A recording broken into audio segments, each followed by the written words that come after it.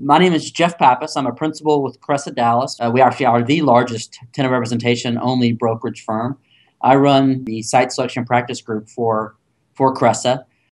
Successful regions fully understand who their market is, what their market is, who they have in their market, and how they can go about advertising themselves. Markets are stronger when they market themselves as a region, not just as a city. I mean, for years, every city had its own economic development.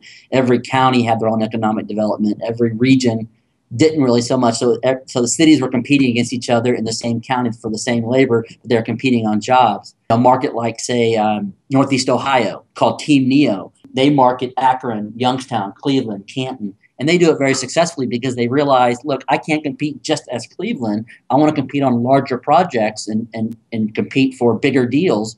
I need to create my region as, instead of being 500,000, now I can be, 1.5 million, 2 million, 3 million people, because I can hit all these regions together and all have their pros and cons. If you can diversify your market, you're less likely to be hit down the road if something happens in that market. If you're focused on automotive and automotive's gone, and that's 75% of your workforce, then 75% of your workforce is going to struggle. And so if you have all this spread out businesses, and a lot of these core businesses have the same training mentality, right? Whether you do sales in one thing or manufacturing in one thing, you're typically trained to do something other than what's expected of you. And you have that different types of companies there, then it makes somebody more valuable when they do leave. You got to have variety.